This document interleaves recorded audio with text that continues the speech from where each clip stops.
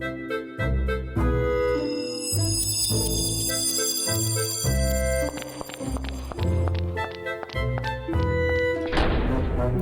to Puzzling Company, your home for at-home puzzles and mysteries. Here are your hosts, Jared and Zach.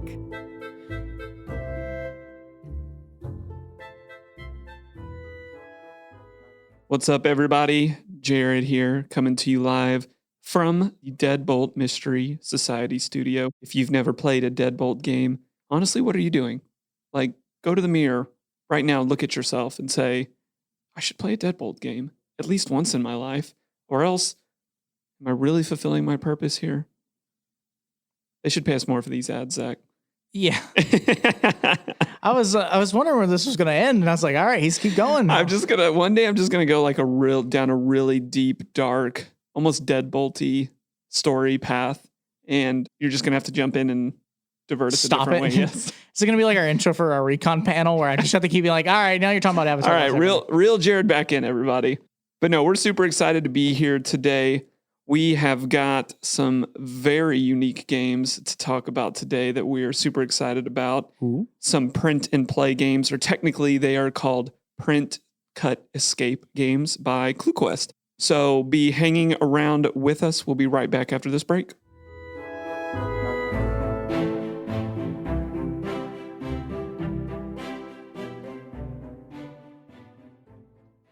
Jared, how do they do it? How do they do what, man? Scarlet Envelope every month sends me a new game with a new story and new formatting, but it all works so well. Dude, I know. It's like 1 month I'm catching a serial killer in the 50s. Right? But then when another one, we had to stop the second galaxy war. I know. And then the next month I'm trying to rescue a dragon in the medieval kingdom. It's just crazy that every month they keep sending out a new game that also leads up to like this crazy secret society element. It's a gift. I don't know how they do it, but here's what I do know. If you want to go to scarletenvelope.com and use code PuzzlingCompany, all one word, you can get $10 off their catch-up bundle, which is a whole series of 13 games. Or you could just sign up monthly and journey with it. They're so fun. I'm so excited for the next one. I can't wait.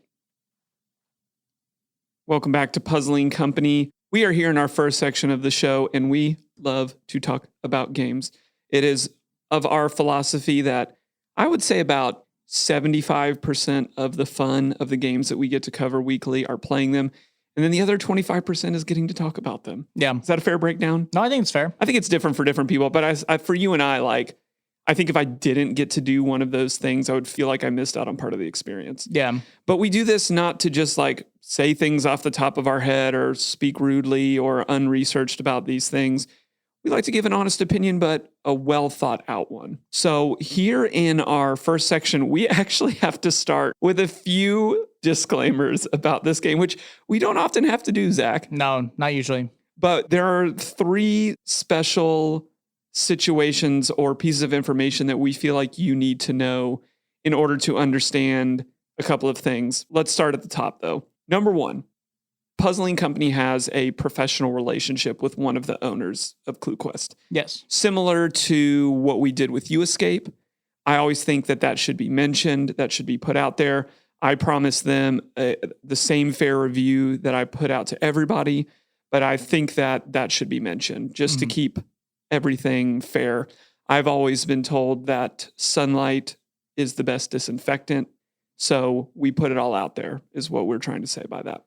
Zach, what was our second issue? And ultimately, probably the most dismaying thing to this whole set of games we played. We printed the games. They were printed out, unfortunately, incorrect. Which 2 games did we play, by the way? One was The Prison of Memories, Part 1. And then we also played Operation EGG or Operation Egg. And they were both really, really very unique and different. But the problem was we didn't realize we printed all of these 3 games. The story is I went to FedEx. I printed all of these 3 stories, picked them up, looked great. We got back to the office. And as we started playing the first game, which was Operation Egg, we got to I think it was the second puzzle. And I was like, how are we supposed to solve this? Mm-hmm. Quickly realized that all of our things, probably the bottom 10th of every piece of paper, it might have been a formatting issue, but we decided to continue on it made the experience worse, but I think it's going to make our review better because we used a lot of hints on puzzles where we just very literally didn't have all the information. Yep. I feel dumb about it, but we didn't do anything different. Like we printed them as they were. And like I said, it may have been a printer formatting issue. I don't know what it was, but that needs to be said beforehand as well. Agreed. And then the last one, I feel like this resonates more with Zach than with me, but we have to put out our biases. Yeah. Which is what? Oh, I'll make it very public. I am not a big fan of print and play games at all. Why? I do not like the work that comes with them in terms of cutting, folding, printing. I just think it's not my style. And then usually, in my opinion, playing these games, getting things to work out exactly as they want to with paper doesn't always play out. And we'll talk more about that. But yeah, Zach and I, if we had to kind of rank all of the different types of games that we cover, print and plays are a struggle for us because we really sucked at arts and crafts as a kid. I talked to some people, they love print and plays. And I can see why based on what we play today, because this is a fantastic print and play game. Yeah. But we have to put that all out there. Professional relationship, we had printer issues, and this is not our bag. Yeah, as I say, generally not my style of game. But all of that being said, I want to move into what we liked because honestly, these are dope print and play games. These are not your average print and play games. And Zach, I want you to kick us off with the first thing that we loved because I know it really resonated with you. Yeah, I really liked the art style that they used for the whole experience with the ClueQuest print and play escape games, and their branding. Like they had like a story that goes out through all of them in terms that they're all connected. I really like the art style they used because it's in all of the print and plays. It's in the videos. They have audio for the videos, all that kind of stuff. And it looks very good. It's pretty crazy how well they did in terms of having the same animation style for like everything. And it looks great. We're going to meet the artist in our questions for creators section, so hang around for that. But yeah, I totally agree. And I want to touch a little bit more on the branding side. These characters exist not only through their digital games, their print and play games, but also their physical escape rooms as well. And it was just so cool because Zach and I played games that didn't technically fall in the chronology that you could play these games, but the characters have lore. Yep. There's this bigger story going on and you're involving yourself in these as you play through them all.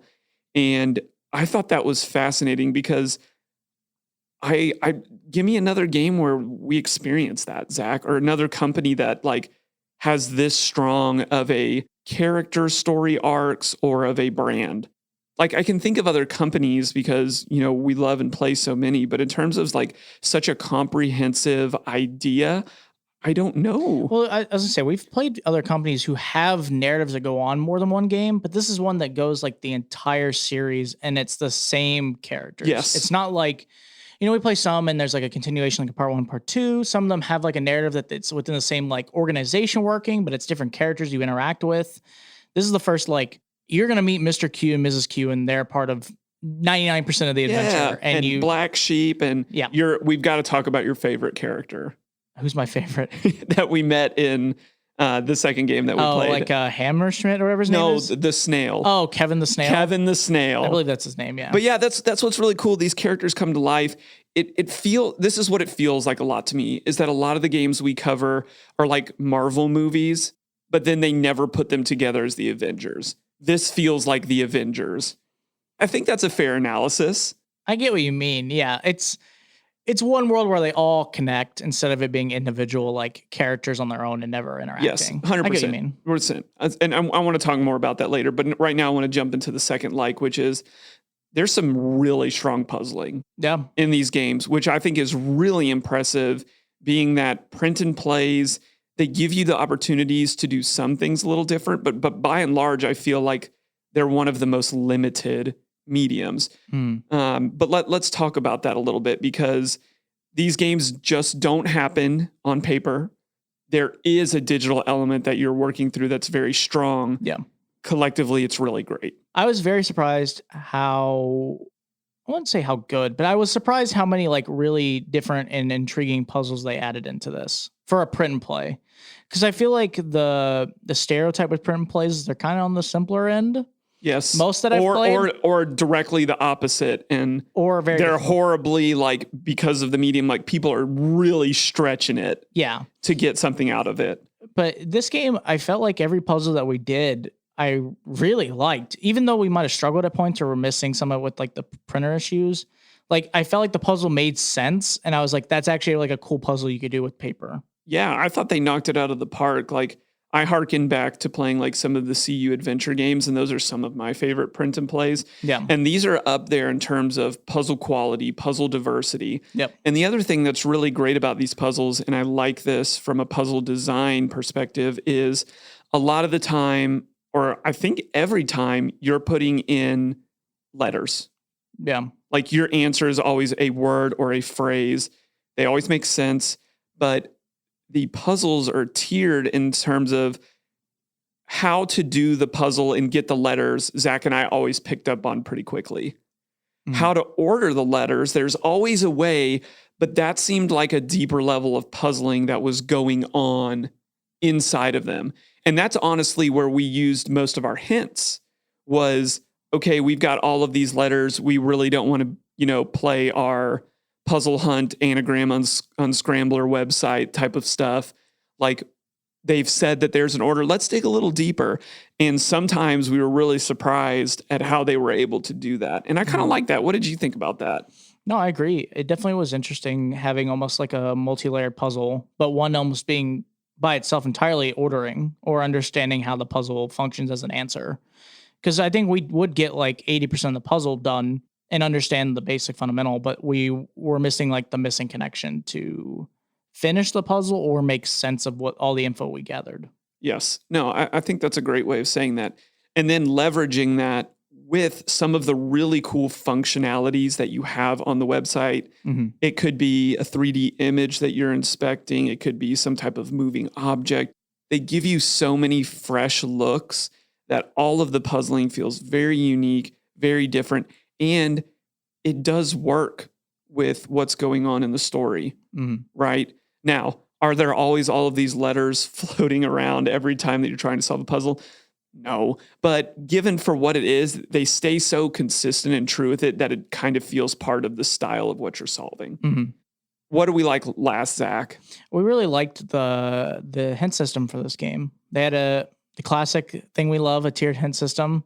Had 2 to 3 clues and then a solution. So you can play how you want. Yeah, pictures explaining things, paragraph explaining info. Had a good tiered in terms of it's very simple and vague, all the way up to telling you everything you needed. It was very well done. I liked that there was one for every puzzle, and yeah, it was great.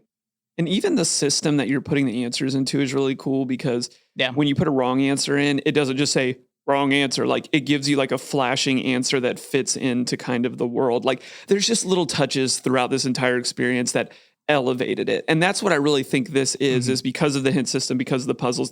This is an elevated product. And other people have reviewed it highly. And I, for the most part, I have to agree with them. Yeah. Like if you're going to go out and do a print and play, this is in my top 3 of print and plays. Let's move now to the room for improvement. And Zach, I'll touch on the first one because I think I felt this a little bit more. And you kind of felt the second one a little bit more. And we definitely both felt the third one, which has kind of become a running joke with us. I personally felt like on a couple of puzzles, I could have used a little more signposting at the beginning. There were a couple of times, and it happened more than once, and that's why I'm bringing it up, where I'm staring at all the components. The system does a very good job of telling you which components you need. But I felt like me and maybe other players could use a little bit more of a nudge. Agree or disagree with that? I think I agree. I mean, we had a few points in the game where we caught on very quickly what we needed to do. Specifically, like in Prison of Memories, I felt like we had a lot of moments that we caught on pretty quick. Yes. To figuring out what you need to do or like what's the starting point. But I felt like when we played Operation Egg, maybe because it was the first one we played, and a little bit in Prison of Memories, we had moments of just like, okay, we have all this info, but I literally have zero idea how you make this connect to this. Or okay, I have a lot of things I can mess with, but how do you like start this? Do I start with this Yeah. piece of paper and these like 7 things I've cut out? Do I start with the other piece of paper that has 5 things cut out? It just felt like it didn't make sense in terms of, I wouldn't say make sense. It didn't feel like there was something I should start with. It just felt like I had a bunch of things I just messed with it all and maybe it'd click. That's fair, because if you think about a puzzle like a pathway, Mm. we should be able to get onto the pathway, and then through all of the zigs and the zags, we should know the right course to take, even though it's cryptic, right? That's how a puzzle works. Yeah. But for these, I felt like once we were on the path, we were cooking. But I felt like maybe the start of the path was a little more overgrown. It felt like, spotlight. Give me some type of spotlight at the beginning of some of these puzzles. Yeah. And that could have helped a little bit more. And again, this could also be the difference of some things hit with some people and others with don't. But I found myself, let's say there were 20 puzzles between both of the games that we played. I think there were a little more. I would say in at least 8 to 9 of those, at the beginning of those, I was like, okay, like give me something. Give me a little bit more to go on. And I think part of that, and you can correct me if I'm wrong, is sometimes the detail that you need in the puzzle is very small. Yeah. I mean, I think most of the time it wasn't that bad. I think there was one puzzle that I'm thinking of very clearly in Prison of Memories that I would agree with you on, that I was like, we found the rest of the puzzle in terms of like the small things we needed to find, or it was like decently sized. And then there was one where like, okay, I have no idea where we find this. And then we found it and we're like, okay, but they're all just gigantic. They were literally so small. We're like, yeah, there's no shot we would have found that instantly. I want you to talk now about, like, you mentioned this earlier with why you don't like print and plays in general, but we felt it a little bit in this one as well. But what is another room for improvement in these games that we played? Yeah. So the other room for improvement we had was kind of imprecise moments in the game. So what I mean by that is that we are given tools either, outside the game or specifically paper that we're supposed to cut out and put into place. And a puzzle requires you to place these items so that they line up at certain spots or put them next to items, so on and so forth. It just felt like we had a few moments of that, either and this might have been a printing thing, so I don't want to blame it all on like the creator, because I don't think it was their fault entirely, at all. But like we would work on a puzzle and we'd have like this long ruler, I'm going to call it, and we'd place it down between the page that we needed to work on, and it was too long or too short, or it felt like it wasn't supposed to sit there. And I'm like, okay, well, and then we looked at like the hint system to help us like make sure we we're doing it right, and it looked almost different on the hint system. Like it looked like it fit perfectly. But for us, I was like, okay, this doesn't, like, it feels like it's too long. And I'm like, how am I supposed to get this to line up with like the example they gave me? Because it's clearly too long or doesn't fit in a place well enough. Yeah. The hard part with that is that you are putting a lot of the power, which, like I said, not blaming the creator, but you almost blame the player almost has faults with it, because it makes it where if I cut out something and I messed up just a little bit, or, we accidentally don't put enough effort into one part of like slicing something, it felt like we were severely punished for the puzzle in terms of like, okay, I have no idea how to do this now. Like, or we were missing it. And I'm like, okay, well, I have to like bend it like this so that I get the right answer that the example shows me. Yeah, it's hard because in print and plays, a lot of times creators do take risk with exactly what you're talking about. They're asking the player to create the tool that they need to solve the puzzle. And for Zach and I, who cut with our feet, it looks like these are often issues for us, even though it's not that bad. I don't know. I had to recut one of your things today. I mean, but you forgot to cut something entirely. All right. So I don't know if you can have much to talk about. I'm just saying, you throw some shade out there from time to time. I'm throw some shade out there from time to time. But I do agree with you when you give the players that much agency to say, not only are you going to like use this tool, but you're going to make this tool, even though I'm kind of guiding you. Things can get off and janky and the intentions are good, but the output is not. And it can be frustrating sometimes. Yeah. And we had a couple of moments, I would say probably 2 moments in each game where it was like, oh, I felt like if this was just a little more precise, whether it be like you said, we got to revisit all of our asterisks here. I don't think it was a printer issue because I think everything still got resized equally. We were just missing things, but it just felt off. In terms of like, there was one with a bookmark. Yeah. That one was a little struggle. That's the one that sticks out most in my mind. But at the end of the day, it's a risk that you take. When it pays off, it's really cool.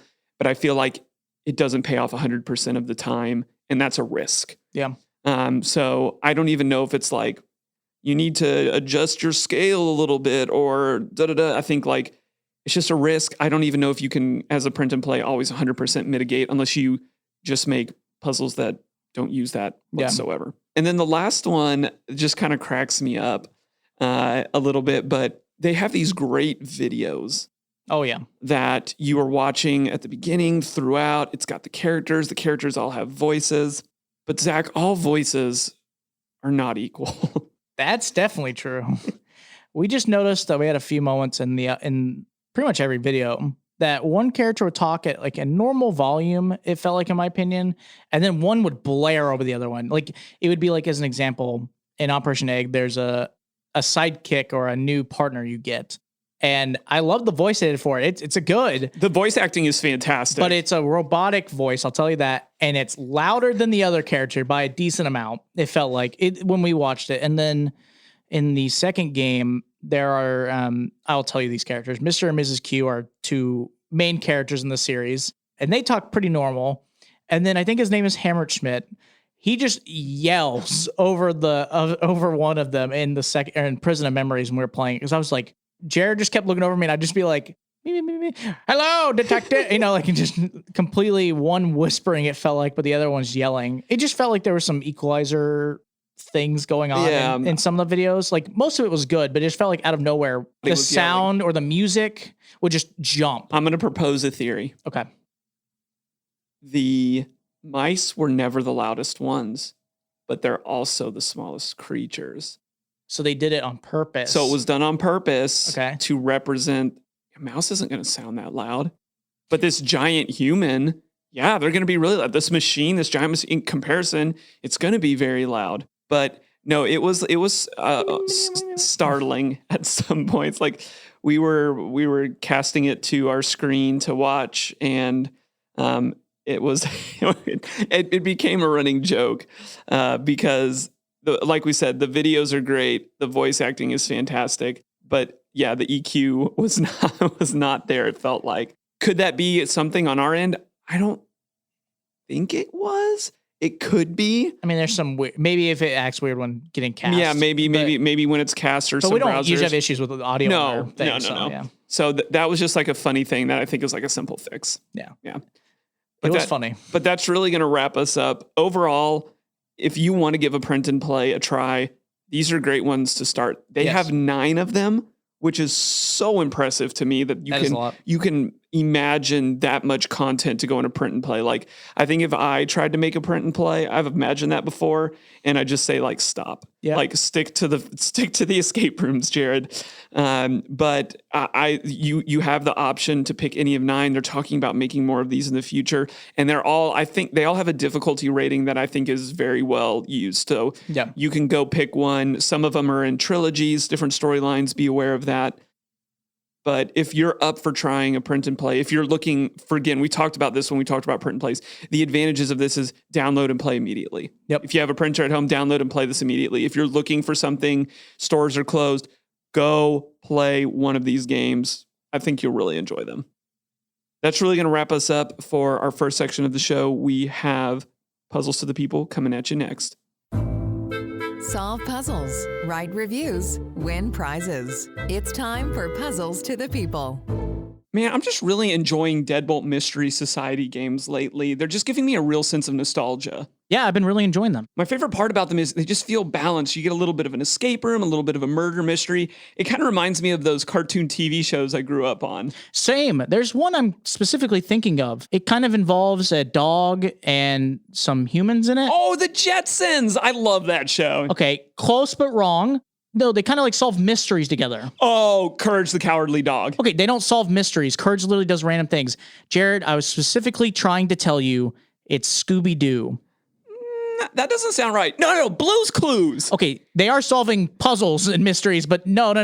I'm talking about Scooby-Doo.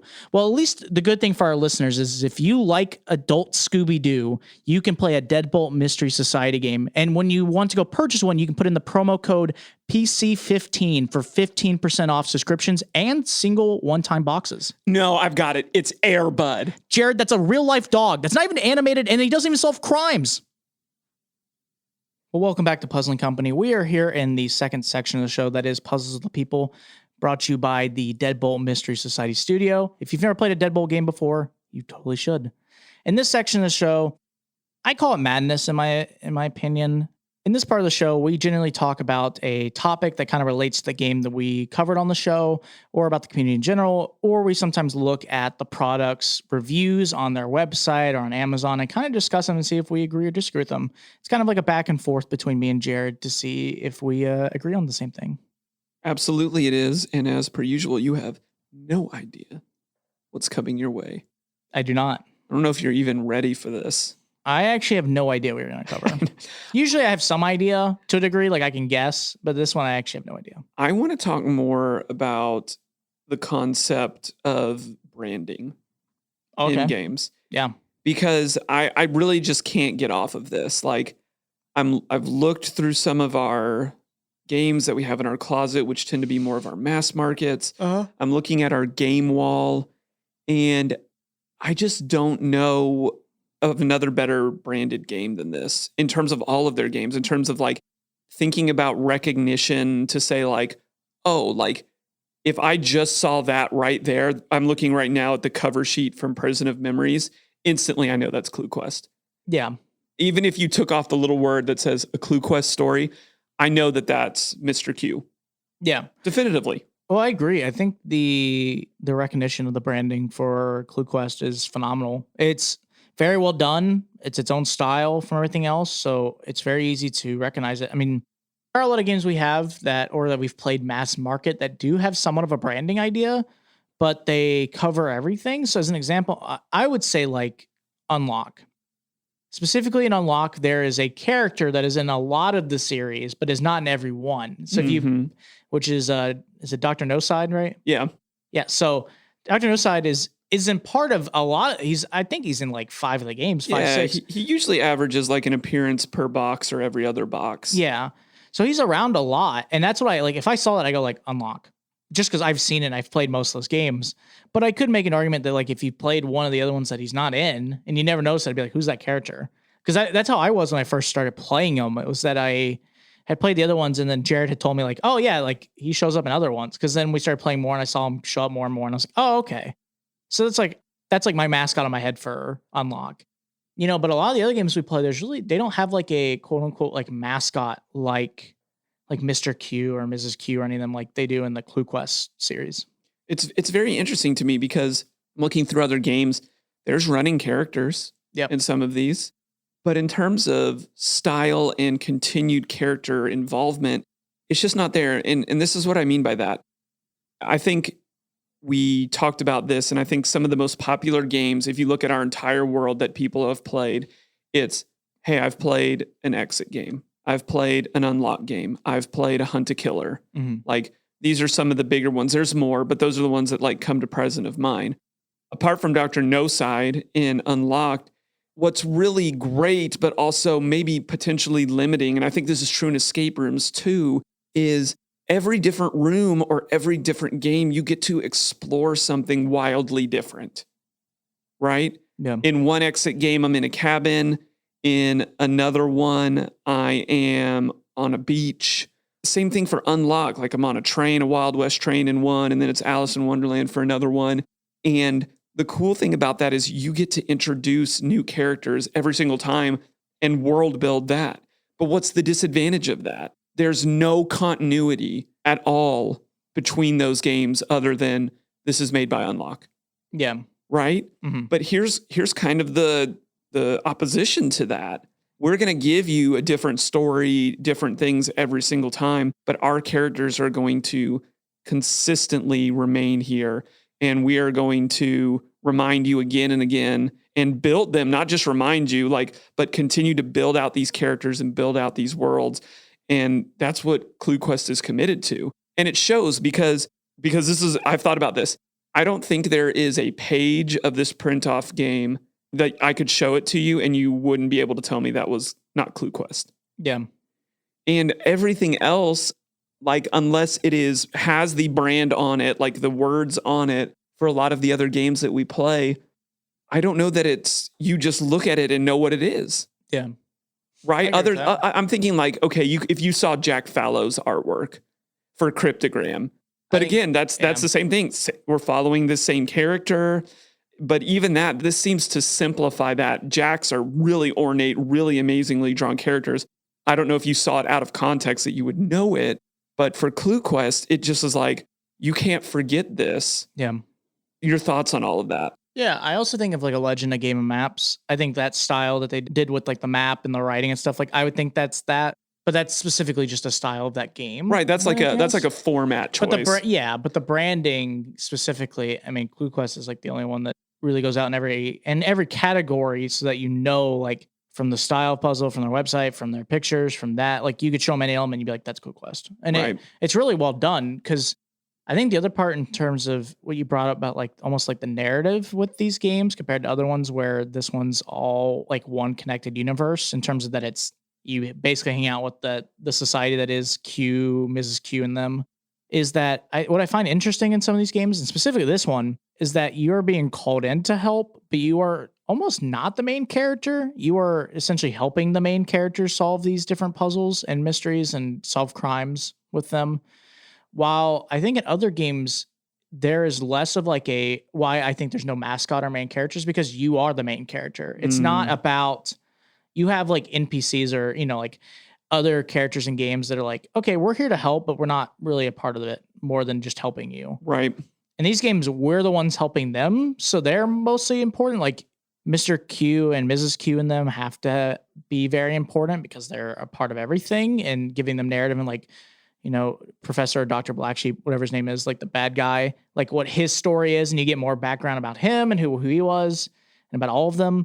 I think that's what really makes it almost easier for me to get the branding idea is that you created like these really good characters, but specifically like one or two of them and you make them your mascot for everything and they work. And then like I said, the art style alone makes it very distinct from other ones that we've played. Absolutely. And that's what a brand is supposed to do. It is supposed to do two things. It is simultaneously supposed to communicate what your product is all about and make you distinct. Yeah. Right? Like if I showed you a picture of the Golden Arches, we all know that's McDonald's. Yep. And that's what's really great here is I cannot now separate these characters from ClueQuest. Yep. That's a giant win, in my opinion, for them.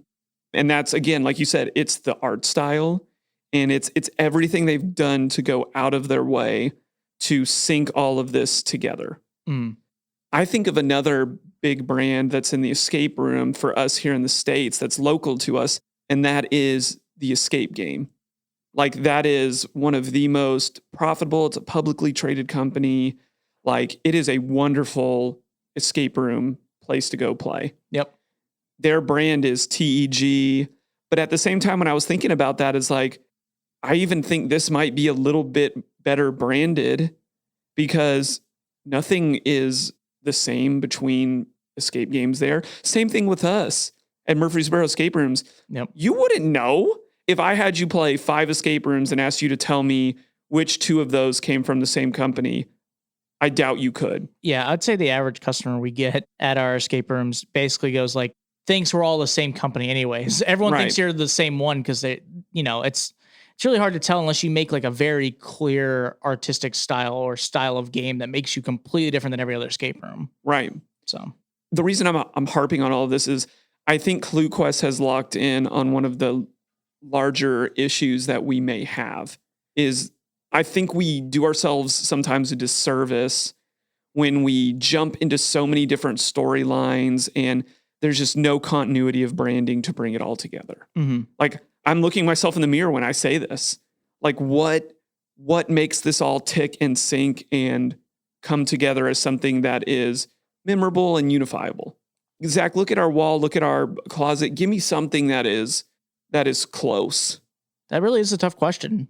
I don't I'm gonna be honest. I don't know if there really is any that does it as easily as ClueQuest does. There's like I said, there's a lot of games that we've played that do have like a style to them, or like I know they're like I'm gonna say Scarlet Envelope as an example has like I mean clearly they come in a Scarlet Envelope. Right. Great idea. Yep. The Scarlet Envelope like symbol, their logo shows on most things. Like I know that it's them when I get their stuff, and then when I'm inside, I'm like usually that makes sense with them. Like it all connects. It's like that's good, but I think it's just hard because you have something like Mr. Q with ClueQuest, and it's just so easy to know like that's that. While I think other games have that style, like I think Hinks has kind of like an art style sometimes that I can make a connection with, and like how they do with how they write out things like on their information and stuff. Like it's usually the same type of font, and I'm like that makes like I can make that connection between things. I think a lot of games have like let's say 50% of the element of like having the branding in it. Yeah. And you would understand like that's them. But outside of that, like it stops after that point. It feels like ClueQuest, from what I know, does it 100%. Yeah, I agree. Looking at some of our like big box mass marketers, the only one that I can think of is like I think if I handed you like an egg from Dig It Up, you would be like, "Yeah, I know what this is from." Like you would instantly because the product is so unique, you would instantly go to that. But by and large, a lot of the other bigger companies, they just rely on I would call it more of the branding of our industry more than their individual brand. Like it's unlock, exit the room, escape room, the game. Like the brand is telling you what it is so that you feel more comfortable with it. Yeah. But yeah, by and large, it just has struck me so much like how much of a win this is for them because now the brand is speaking without ever having to like write anything or open its mouth. And that's what you want to do. Yeah. Like I'm getting off the highway. All I need to see is that green and black and that weird mermaid lady to know that there's a Starbucks at this exit. Like it's just so powerful. You're making a funny face at me. Yeah, no, you're good. Is that not what it is? Yeah, the way you worded it, I was like, the heck is he talking about? I was like, oh, he's talking about Starbucks. That's funny. But I'm saying like they've even made board games based off of this of like around the world's strongest brands to where I show you part of it and you're like, that's that. That's how powerful this is. And I just think it's a really cool lesson learned from this company. Like this is the power of really strong branding and really intentional branding. And, you know, I hope it pays off for them because it will stick with me. Like, I don't think you'll ever be able to not show me something that if I see even something that looks vaguely familiar to Mr. Q, and maybe there's a little, I don't know, what's the deal with like mice as your logo for successful companies? I don't know. Like, is this a Disney World play? Like, what are we talking about here? Could be. I don't know. Who knows? But maybe we'll talk about that more with our creators. Oh, okay. We've got two of the creatives from ClueQuest that we're going to get to talk with in our next section. So we'll be right back for questions for creators. Solve puzzles, write reviews, win prizes. It's time for Puzzles to the People. Hey, I just got back from the mail. Looks like we've got a new game to play. Oh, really? What is it? It's the new Escape the Crate game. Oh, I've been excited about this one. I'm personally a little confused. Okay. The title on the box just says Who'd Unit. Okay, can you spell that? WHODUNIT. Oh, it's Whodunit, Jared. Yeah, in the new Escape the Crate game, it's the Escape Whodunit. It's like a classic murder mystery, but with a twist ending. I mean, agree to disagree on pronunciation. And by the way, it's twist, not twist. Okay. But what you can do is go over to escape-the-crate.com and use code PuzzlingCo, Puzzling C-O, all one word, and you'll get 25% off your first subscription order or any single retired box that they have. Welcome back to Puzzling Company here in the Deadbolt Mystery Society studio. Here in our third section, we get to meet the people that create these games. And I just love talking to these people so much. I feel like I've learned so much from them. I've been inspired by them. Like, it's just really, really amazing how creative the human brain can be. Mm-hmm. And today is no exception. As I mentioned, we're going to get to meet with two people, one an owner and one an employee that both work on the creative aspects of what's happening with the print and plays from ClueQuest, but as well as some of their physical escape rooms too. And I say we dive right in and meet them. So first of all, I just want to say, Gigi and Andy, thank you so much for coming on the show with us. Gigi, I want to start with you. You are one of the owners and founders of ClueQuest. Give us a little bit of that origin story about how you got the escape room going, and then lead us all the way up until when you guys were starting to make the print cut escape games. So we are now 8 years old, and ClueQuest was actually like one of my brother's idea, that he heard about an escape room that is some strange place that people are locking people into a room. And Gabor was already living in the UK, and he just told us after a grandma's Sunday lunch that what if we launch a company together, and what if this is an escape room? And we were like, okay, what it is, I don't know. I was coming from a creative area, like from theater and improvising and this kind of stuff. And we went to an escape room. It was Para Park. Actually, it was the first escape room in Europe. And actually, it was invented by people from our old school where we went, all our four brothers. So the first escape room was originally from our homeland city. We went there, we liked it, and we started our company in London. We were the second company in London. Now we are the oldest. And after a lot of time, 3 locations and a lot of experience, a lot of good fun for people, a lot of experience. I remember from the first place, when we moved from the first place to the second one. In the first place, we had one room, just one room. We have now 11 rooms. When we needed to move, it was big storm and everything, and we put all our stuff, everything, in just one car, in a van, and we moved to the other location. The first location was in Tottenham, and we moved to the other location together with all family power.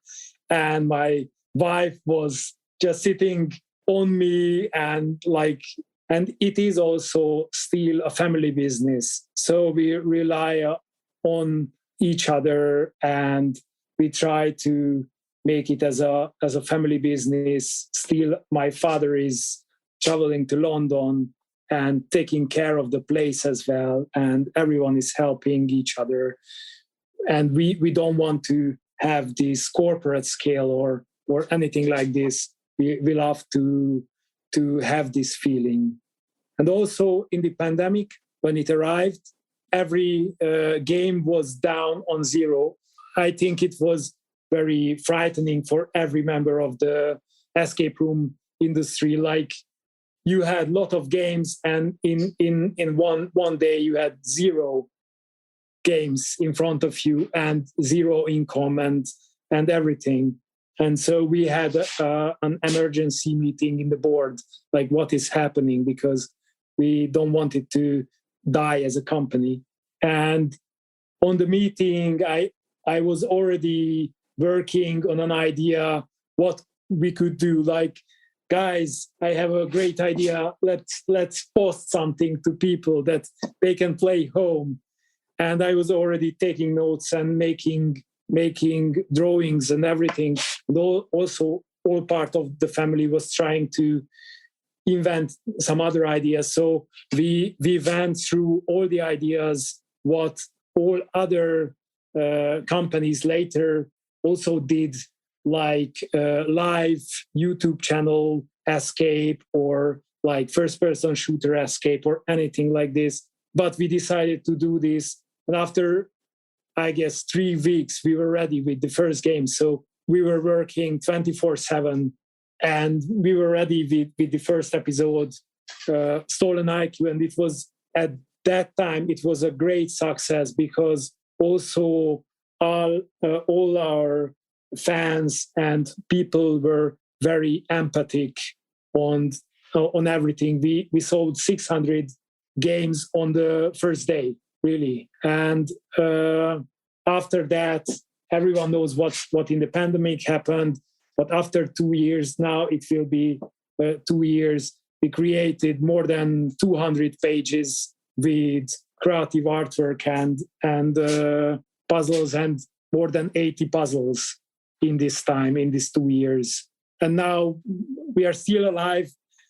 There is a new medium like Puzzle Post and Play at Home in these all horrible things from pandemic. And nowadays it was some great thing was born, like Play at Home, do it yourself. It's a great thing. And new kind of industry inside the escape rooms. Andy, we knew that you used to be actually a game master for the physical escape games, but you're able to stay on and kind of get a new role as doing kind of some of the creative / story elements for the games, for the print plays. How's that been working out? Yeah, I mean, it was all obviously around the pandemic. So I started in ClueQuest about 2018.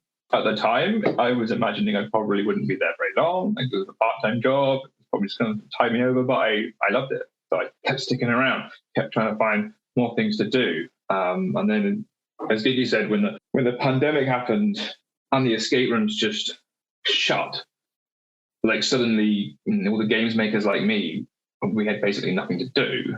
And there was furlough and stuff, so we were okay. But I wanted to do stuff. So when we started making the games, there started becoming little ways to get involved. So there was can anyone help do some proofreading of the game we're making? I'm like, yeah, I can do that.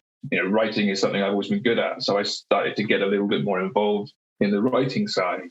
Then when we came to the games, obviously got the videos of the characters and they needed voices. I've got a bit of acting that I've done. So I started getting involved on the acting side as well and managed to land the voice of Mr. Q, which is a pretty big deal. Make yourself the voice of the company's primary character. So that's good. And yeah, it just kind of started to drift in. Like, it was something that I was enjoying. I had quite a lot of things I could bring, little detailed stuff that wasn't necessarily time. Because Gigi and the guys created that first one, like he said, in 3 weeks, which was, I still don't know how. It's such a quick turnaround. But there was lots of little points where there was room for improvements, but there just wasn't anyone to do it. There wasn't the time or the resources. And it's like, that was stuff I could get involved in. So that kind of how I got involved, slowly doing little things. And we found over time that Diggy and I just worked really well together. And so I think some of the things I bring in kind of filled in the gaps that were there. And then by the 2 or 3 in, I was helping to write the scripts for the videos and then perform them, and also wrangle other people to perform them. And then puzzle testing came in, so it started off with just me doing it, and then also getting other people involved, test stuff, getting to know the systems that we use to make it. There was lots of different ways to ease off pressure. So by the time we got to some of the later ones, Gigi and I were just fully working together. And that was great for me because I actually now live in Scotland. During the pandemic, me and my household, we decided to move out of London. I lived with some people, they wanted to move out of London, and they invited me to come and move with them. And at that point I was like, I guess that's it, that me and ClueQuest, it's just going to suck, but seems like a good move. So I said to Gabs, I said he was moving, and he turned around and was like, do you want to stay? Want to stay on? And I was, yes, yes, I would like that. And so, yeah, the print cut escape thing for me has been great because it's taken off and become more of an established thing. This will work. We're now sort of trying to branch out and do some other stuff, do some stuff with bigger companies, and hopefully that can develop more and more and become a big part of the game. And that's wonderful for me. It gives me another way to keep getting involved and to keep helping develop stuff. So I know you both work on design elements of both your at-home games and your escape games. Just tell us all, what are some of the things that are the same, and then what's different? What limitations are you running into, and how do you think differently when you're creating a print and play game versus when you're creating an escape room? So in the process, I was trying to save all my knowledge from existing rooms. I mean, the process, creating flowcharts and this kind of stuff. But at one time, I also recognized that not everything is working. In most of the times, we use just linear flowchart because there is no games maker in these places, and we don't want to get people too much lost in this space like at home. They also are harder to grab for help because they are alone. So they don't want to tell themselves that, okay, we need help. No, we don't need. We can do it. Still, they don't have sometimes the energy to go on with the game. But I'm a graphic designer. I learned in University of Fine Arts, and I really love to draw. So I was trying to get from this side the puzzles, what could be hidden inside the drawing, hidden structure inside the drawing. One big hard point of this is also there are not so easy to have red herrings here because there is no environment. People see just the puzzle. But sometimes I try to draw more or draw a lot of things, even if it's just a puzzle to find something, because I want to have this environment for the people to what they get in real life. And also this works very similar to regular escape rooms. Like the invention of puzzle is also by making it, folding, trying to work inverse. Like I make puzzles like I try to do it like, okay, let's say I don't have the puzzle. I just try to work on it. But I try to behave if it's already existing and it's ready. So I try to solve the puzzle by making it. And I asking myself, what do I want from the people? I want them to fold something. Then I try to fold a paper without the puzzle to invent it, how it will work. And there is also a great new space and environment for these puzzles because paper itself, if you play Alpha Brain system, there are a lot of three-dimensional puzzles, like a little bit origami, but you want to keep this very good thing from escape rooms that everyone can do it without knowledge. And this is our main principle.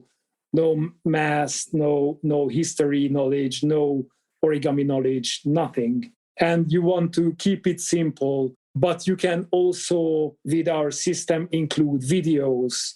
You can include periscope views, a lot of things. And so it's, in principle, is the same. And it was also very freeing for me to have a new medium, to have a lot of new space for yourself, to invent puzzles. And it was very good that I could draw a lot because I really love to draw everything. And there was now a space to do this. So we know that both of you are most of the creative team for the ClueQuest print and plays and some of the physical escape games. Can you kind of tell us a little bit about how you guys actually tackle projects together? Because I know you guys have to work together on things. So does Andy work on certain parts or do you work on other things? What do you do? I mean, I would say in terms of our dynamic, like Gigi is kind of the creative powerhouse in terms of like the puzzles and the art. Like, 99% probably of the puzzles are coming from Gigi. All the art's coming from Gigi.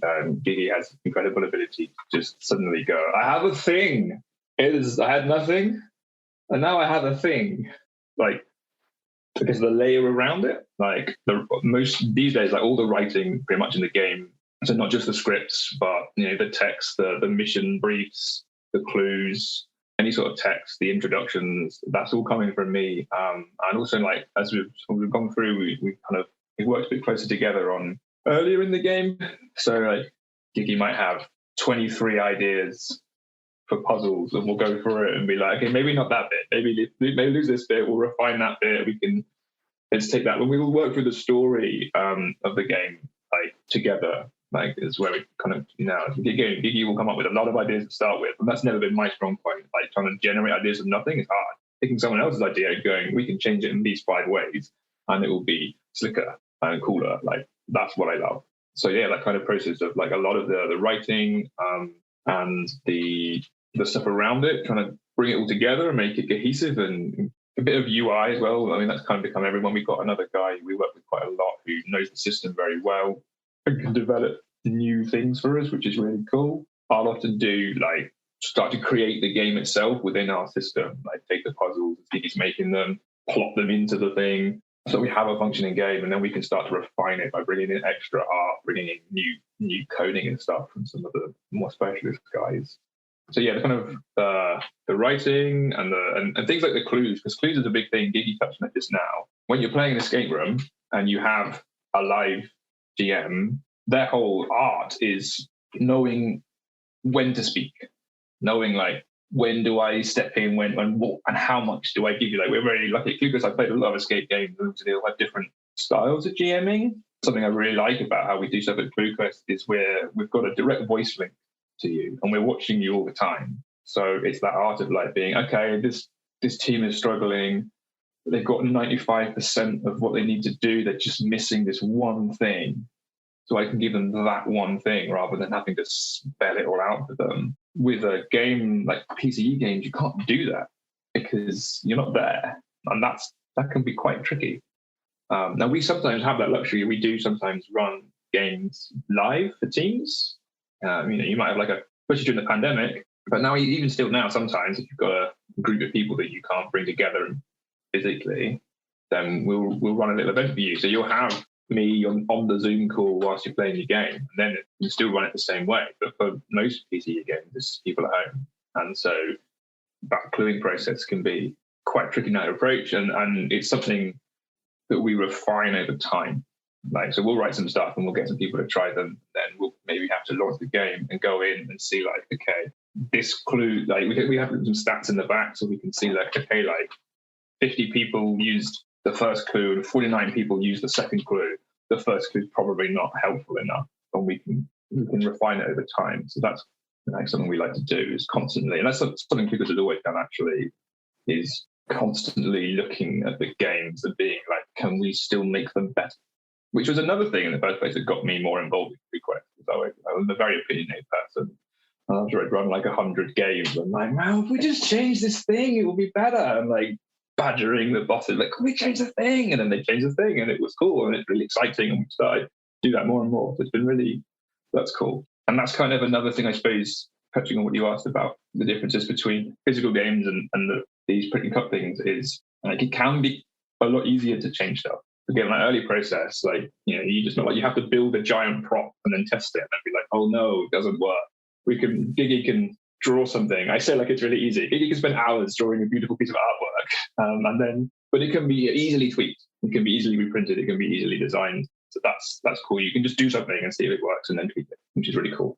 And I really wanted to add that everyone who is working in creative field, that I really love to work with Andy, because we can have an honest relationship in work. So we can tell each other your idea is good or bad, honestly, without fearing that you get a bad response from the other. And I think this is the main principle of creative working together in games or with games, that you can be honest with each other. That's it. We spent the whole middle section talking about your characters and your brand. In your own words, just tell us why that's so crucial to what you all are doing. So Mr. Q and Professor Black Sheep and all this environment is at the beginning. Mr. Q was invented by me. Actually, I was going to university and I was very bored in history lessons. And I was drawing a mouse, like doing spy stuff. I don't know why I'm really in love with a mouse that can do things like this. There are several examples in history, like Mickey Mouse, or we have a great cartoon Mousetrap, which is around a mouse or a mouse environment. And I was bored and I was drawing a lot of them. And after that, we founded the company. I made a lot of logo designs, and one was with a mouse. Like, I don't know, I was shy, but I dropped this in, like, what if there is a mouse? And after that, we started the company, and there was like a mythology was forming around this mouse and everything. Originally, it was the idea that there is a mouse who is making experiments on humans. Like, This was the origin idea when we started the company, and it was like, oh, make it more friendly, make it more positive, and it became a spy agency with Mr. Q and his enemy, Professor Black Sheep, Professor Benjamin Shepherd, and there were side characters like Lord Hammerschmidt, millionaire who don't want to be a lord because he's afraid he has bad experience with war, and Mrs. Q, who also became a mouse in this internal history. And we have actually a very complicated and long inner story what we work with. So we are, I think I can speak to you in your name as well, Andy, like we are addicted to story and storytelling, like watching good stories, being part of a good story, writing, inventing story. And this was a great opportunity to tell our story. We are not as Hollywood writers yet, but we had a story. We invented a lot of backstories that all these characters turned into animals in one great accident. And there was spy use of all this strange energy, what they wanted to use. And so there were a lot of new characters, and we love to work with this. And Print Cut Escape, this is a little bit different from live escape games, because in a live escape game, you cannot really tell long stories because people are so excited in the room that they don't really care about what you tell in the game. So there are no real story turns inside the game. Before the game, you can tell the story. This is, I don't know, a predator. This is investigation room. And at the end, you can come up with the solution like, okay, you solved it. But in Print Cut Escape games and play at home games, you can involve cool videos with cool voices, like Andy is Mr. Q, but he's also Lord Hammerschmidt and a lot of other characters. So like Black Sheep and a lot of characters. So he's like a voice multitude, or I don't know how to say it, very positive or super positive. Like he's a genius in this field also. And you can tell stories because you play them a video. You can see how the story is coming to the next stage. You play a video, and there is a lot of other time, lot of more time to telling your story like a comic or like this. So it was a big step up for our story that we can now tell our mythology to the people. And I hope they love it, and I hope they like it. We still have a lot of stories we want to tell. I hope we will have time to make these games as well, like Prison of Memories 2, 3, 4, and 5. Who knows? So can you tell us what's in the future for ClueQuest? It's a little bit complicated because we are limited with powers. I guess everyone says the same. A lot of plans, less power, and we are now open. We are thinking of a lot of ideas like making outdoor game, maybe also. I have a lot of ideas to making new Print Cut Escape games. We have a lot of story ideas and scenario ideas. Like we have different types in Print Cut Escape, like storytelling, but we also have this survival escape training, which is, or Mission Egg, which is a little bit like just fun game with survival escape training is just like Halloween themed. Let's have some fun puzzle game with Halloween with these characters. And we have in both fields, a lot of ideas to tell our story and all this. It is now a great decision what to make, because now you are open as an escape room, but a new medium was born out of nowhere, out of the pandemic. And what to do? Is it worth doing it? I don't know yet. We didn't decide it. What I can say, we are still very much in love with play-at-home games. We really love to do this. because it's a great medium. You can tell a story. And it is also, when we make live games, we see that people enjoy it to play these games, really. Like they get together, they even play with Zoom, with people and friends, other side of the world, doing a lot of things. With all these bad things happened with pandemic, it was an invention of a lot of good things as well. And this is part of it. And I think we will do new episodes in Printcut Escape area. I think we will make Prison of Memories 2 and 3 because we still have 2 more story ideas for that. But I think we will make it slower than the others because we need to concentrate also on other things. And as Andy said, we are always on refining every puzzle and game until the end. Like we are still refining our first room because we think that even though people already played it, we want to give the best experience to people. And it's always worth to refine something to make it better. And this takes also a lot of time. So we have a lot of plans. What I can promise that there will be also new Printcut Escape games because we love this medium.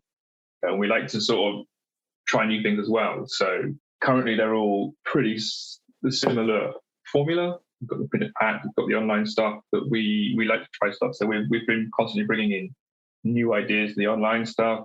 We've talked about maybe doing purely digital one, whether we will or not, whoever knows. We talked about maybe having sort of games where different players online get different bits of information and they have to work together. Like we talked about there's lots of things maybe one day we'll get to try. So it's impossible, I would say, to say exactly where it will be in the future. Maybe we will, next week we'll try a new thing and be like, yeah, that's it now, let's do some of it. So like it's never set in stone, I think, the thing. Like we like to constantly try new stuff. And last, we always ask this question just because we think it's so important for creators to lift up and talk about other creators. What else have you guys been playing? What do you like to play? Anything that you'd recommend for our audience? Oh man, there's a few. I can begin with this one because I will be very short on this. I have now 2 children. So if I have some free time, I pretty love to sleep. or be with my wife. So I almost just play with my kids. One is 7 months old, the other is almost 4. So I play Lego when I play, and I sleep when I have extra time in my life. So, but also to say, when I was younger, I'm still young, but I pretty love the old PC games like Command and Conquer, Settlers, the old stuff, UFO, all this environment. I was a big fan of all these games, and all with my brothers, we played together with these games.